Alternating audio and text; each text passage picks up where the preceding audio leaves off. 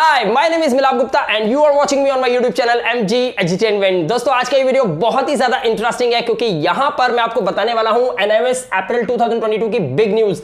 आप जिसका इंतजार कर रहे हैं वो है आपका रिजल्ट और वो आने वाला है बहुत जल्दी। लेकिन आज मैं आपको 5 पॉइंट बताऊंगा, वो 5 पॉइंट आपको एक बार सही से समझ में आ गए तो आप बिल्कुल निश्चिंत हो जाएंगे कि आपका रिजल्ट ऑसम आने वाला है। सबसे पहले हम बात करेंगे why NIOS so kind. NIOS इतना दयालु कैसे हो गया और एनआईओएस बोर्ड ने इस बार ये निर्णय क्यों लिया कि ज्यादा से ज्यादा बच्चों को वो पास करें। इसका जो रीजन है वो छुपा हुआ है CBSE used moderate technique.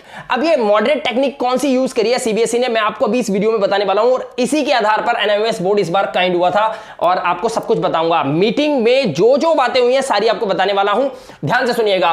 This class result awesome, कौन सी क्लास है जिसका रिजल्ट ऑसम गया है एंड 12th क्लास का जो रिजल्ट है वो सिर्फ गुड गया है। मैं आपको यहां पर बता दूं कि 10th क्लास का रिजल्ट ऑसम गया है और कितना परसेंट गया है ये भी मैं आपको इस वीडियो में बताने वाला हूं। और 12th क्लास के रिजल्ट के बारे में अगर हम बात करें तो यहां पर अभी इस वीडियो में बताते हैं कि काफी सारे स्टूडेंट्स ऐसे हैं जिनकी बैक आई हुई है, यानी कि जो 1 या 2 सब्जेक्ट में रह गए हैं। ये 12th क्लास के स्टूडेंट्स के साथ हुआ है, फिर भी कम से कम मान के चलिए कुछ परसेंट ऐसे बच्चे हैं जिनके साथ ऐसा हुआ है, बाकी लगभग बच्चे 12th के भी पास हुए हैं लेकिन रिजल्ट गुड ही रहा। ओके कोई बात नहीं। सीबीएसई ने कौन सी मॉडल टेक्निक यूज करी है बताएंगे इस वीडियो में। एंड रिजल्ट अनाउंसमेंट डे कौन सा है सीबीएसई या एनआईओएस बोर्ड के अकॉर्डिंग जो है डिसाइड हुआ है, यानी कि सीबीएसई कब तक अपना रिजल्ट डिक्लेयर करेगा और एनआईओएस बोर्ड क्या सीबीएसई के बाद डिक्लेयर करेगा या सीबीएसई से पहले करेगा, अभी बताता हूं इस वीडियो के अंदर।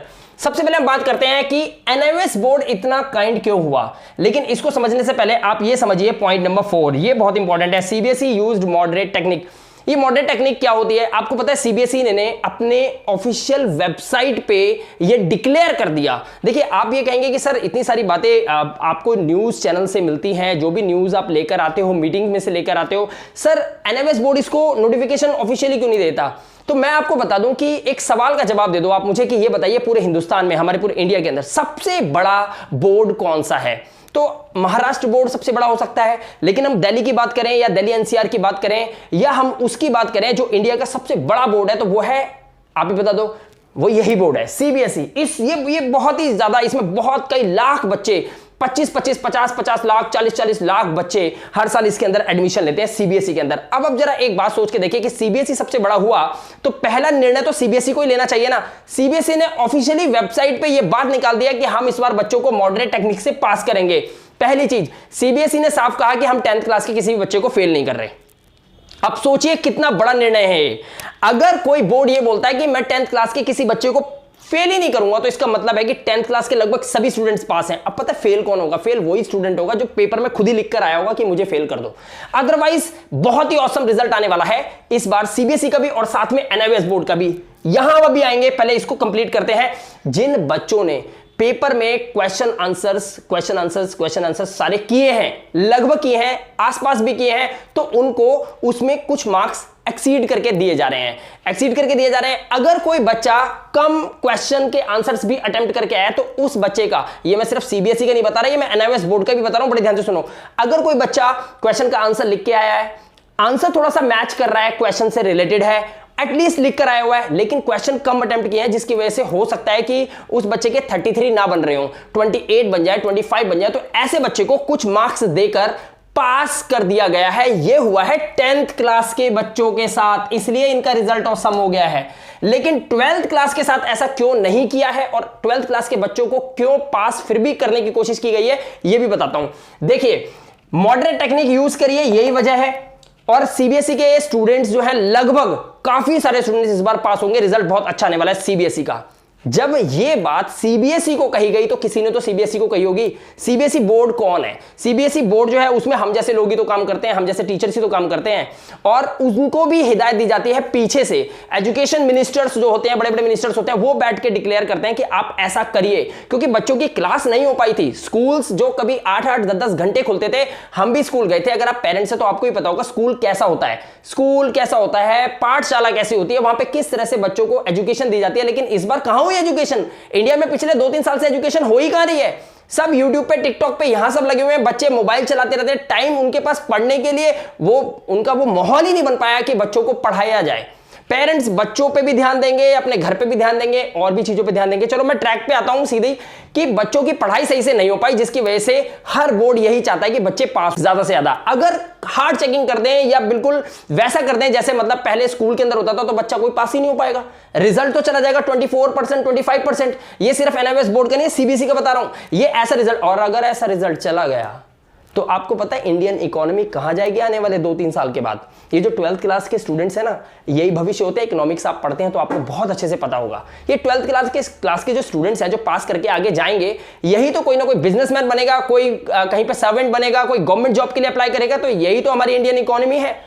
तो अगर यही बच्चे फेल हो जाएंगे तो फिर इकोनॉमी कहां जाएगी। तो इसीलिए यह कहा गया है कि ज्यादा से ज्यादा मैक्सिमम स्टूडेंट्स को पास किया जाए, उनको कैसे भी करो पास करो उनको। बस वो बच्चे शायद रह जाएं जिन बच्चों ने वास्तव में पेपर में इतना भी मौका टीचर को नहीं दिया कि वो आपको नंबर दे सके। इन्विजिलेटर ये लगा लो ढूंढ रहा है कि कहां पे नंबर दूं, लेकिन अब वो बच्चे कैसे जो पेपर ही नहीं दे के आए, या तो एब्सेंट है या फिर उन्होंने पेपर में कुछ लिखा ही नहीं है। तो वहां थोड़ी सी दिक्कत है, समझने वाली बात है। तो यहां पर 10th क्लास का रिजल्ट बिल्कुल औसम आने वाला है, क्योंकि 10th क्लास के बच्चों को बहुत ज्यादा उनको मार्क्स दिए गए हैं। उनको कहीं कम है तो उनको भी बढ़ा दिया गया है। यहां पे मॉडरेट टेक्निक यूज करी है एनआईओएस बोर्ड ने। और काइंड एनआईओएस बोर्ड क्यों हुआ है वो बताता हूं आपको। जब सीबीएसई इतने बड़े बड़े कदम उठा रहा है तो वहीं पे एनआईओएस बोर्ड की भी मीटिंग चलती है। अब कुछ मीटिंग्स है जिनके बारे में हमें पता चल जाता है तो हम इंफॉर्मेशन निकाल लेते हैं, लेकिन ऐसा तो नहीं है कि जिस दिन मीटिंग होगी वो मेरे को पता चल जाएगी, बाकी मीटिंग होती ही नहीं है। मीटिंग तो होती होंगी लेकिन हमें नहीं पता चल पाता।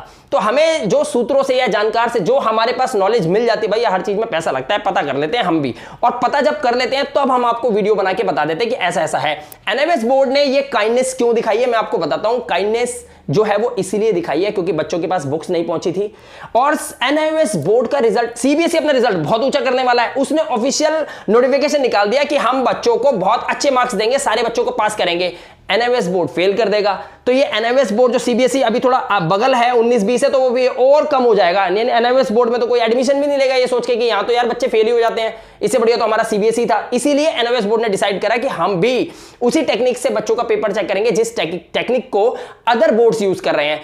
तो यही हुआ ना रीजन। और इसकी वजह से एनआईओएस बोर्ड के स्टूडेंट्स भी इस बार मैक्सिमम पास हो रहे हैं जस्ट बिकॉज ऑफ सीबीएसई के मॉडरेट टेक्निक। और इन्होंने तो ऑफिशियली निकाल भी दिया, पेपर चेक हो रहे हैं और ऑफिशियली इन्होंने निकाल दिया वेबसाइट पे। आप सीबीएसई की वेबसाइट पे जाके चेक कर सकते हैं, वहां पे उन्होंने निकाल दिया। एग्जाम पैटर्न में चेक करोगे वहां पे जाके ऑप्शन है, वहां देखो आप, उन्होंने क्लियर बता दिया कि हम मॉडरेट टेक्निक का यूज करें, बच्चों को मैक्सिमम पास करने की हमारी कोशिश रहेगी और सारे बच्चों को हम पास करने की पूरी कोशिश करेंगे। लेकिन कुछ केसेस हो सकते हैं जो कि हमारे नेगेटिव हों, राइट। तो एनआईओएस बोर्ड इसीलिए काइंड बच्चों को बुक्स नहीं मिली थी, बच्चों की पढ़ाई नहीं हो पाई, स्टडी सेंटर्स वगैरह क्लोज थे। और सबसे बड़ी बात, बच्चे जब पेपर देने गए हैं तो एनआईओएस बोर्ड की लापरवाही हुई है। वीडियो में ना कमेंट करना है आपको आज इस वीडियो को सुनने के बाद, बच्चों के साथ लापरवाही, एनआईओएस बोर्ड की लापरवाही। बच्चों के साथ क्या हुआ है, बच्चों के साथ दुर्घटना हुई है, उनका पेपर टाइम से ही नहीं लिया गया और यह कहा गया उनको कि अभी पेपर्स आए ही नहीं है। अरे तुमने पेपर करने के लिए बच्चों को बुलाया, लाखों बच्चों को बुलाया और तुम्हारे पेपर्स ही नहीं आए हुए हैं।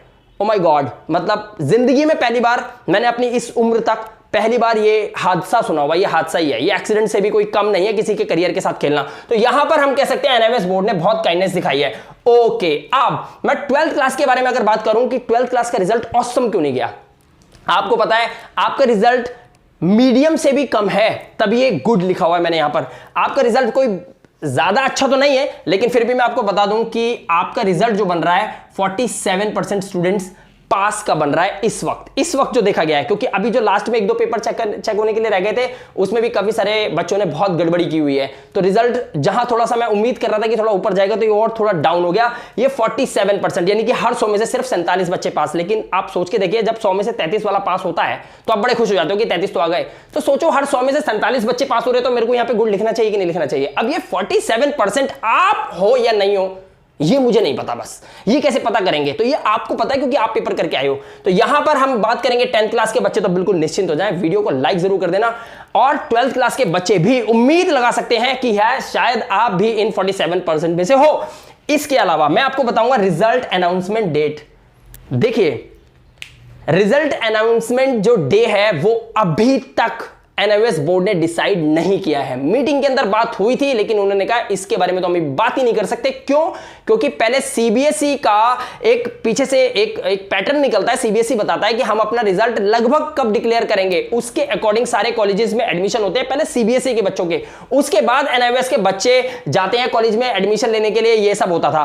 लेकिन अब क्या है, अब एनआईओएस बोर्ड कह रहा है कि हम तो कभी भी पेपर मतलब कभी भी रिजल्ट निकाल सकते हैं। क्यों? क्योंकि अब सीबीएसई को वेट नहीं करना पड़ेगा, क्योंकि आपको पता है क्या गया है, सेंट्रल यूनिवर्सिटी एंट्रेंस टेस्ट आ गया है। यानी कि पहले आप एंट्रेंस टेस्ट दोगे, उसके बाद किसी भी मनचाहे कॉलेज के अंदर एडमिशन आपका होगा। इसका मतलब है अब चाहे सीबीएसई का रिजल्ट पहले आ जाए, चाहे एनआईओएस बोर्ड का पहले आ जाए, कोई फर्क नहीं पड़ता। ये बहुत लंबी गेम है। ये दिसंबर जनवरी में ही चल रहा था सब कुछ, सरकार के बीच में और हमारे एजुकेशन मिनिस्टर के बीच में, लेकिन किसी को पता नहीं था। अब सीबीएसई के पेपर बाद में हुए, देखो डेट शीट आई तो सीबीएसई के पेपर बाद में हो रहे हैं और एनआईओएस के पेपर पहले ले लिए गए। पता है ये सब कुछ प्लान्ड होता है, सब कुछ, लेकिन हम लोग तक बात बहुत लेट पहुंच पाती है।